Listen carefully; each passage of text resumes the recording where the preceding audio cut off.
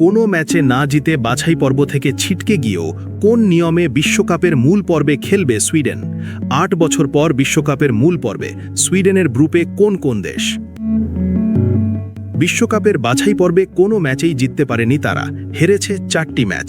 তবু এবারের ফুটবল বিশ্বকাপের মূল পর্বে খেলতে দেখা যাবে সুইডেনকে।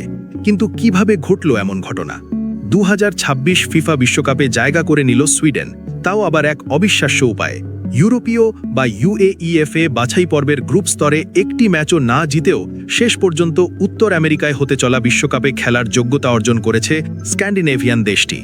উয়েফার বিশ্বকাপের বাছাই পর্বে 4 দেশীয় গ্রুপের সব ম্যাচে হেরে 4 নম্বরে শেষ করেছিল সুইডেন। এই গ্রুপে শীর্ষে থেকে বিশ্বকাপের মূল পর্বে ওঠে সুইজারল্যান্ড, দ্বিতীয় ও তৃতীয় হয় যথাক্রমে কোসোভো ও স্লোভেনিয়া। ফলে বাছাই পর্বে সুইডিশদের আশা পুরোপুরি শেষ হয়ে গিয়েছিল। কিন্তু ইউরোপে এবার 48 দেশের বিশ্বকাপের মূল পর্বে ওঠার আরও একটা রাস্তা ছিল। বাছাই পর্বের পাশাপাশি UEFA নেশনস লিগ থেকেও বিশ্বকাপের মূল পর্বে ওঠা যাবে। সেই সুযোগটাই পুরোপুরি কাজে লাগায় জ্লাটন ইব্রাহিমোভিচের দেশ।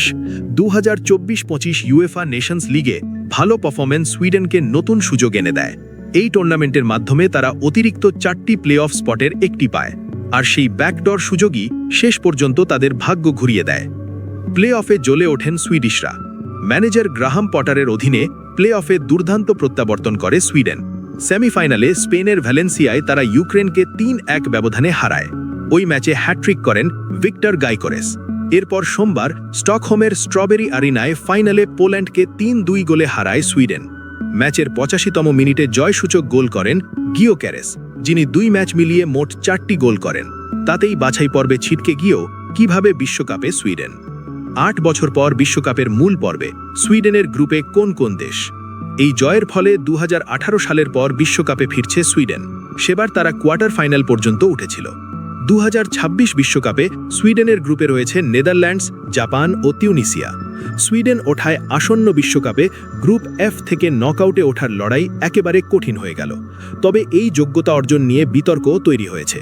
অনেকে মনে করেন গ্রুপ পর্বে খারাপ পারফরম্যান্স সত্ত্বেও বিশ্বকাপে ওঠা সিস্টেমের দুর্বলতা তুলে ধরে। আবার অনেকে বলছেন নতুন ফরম্যাট আরও বেশি দলকে সুযোগ দিচ্ছে নিজেদের প্রমাণ করার।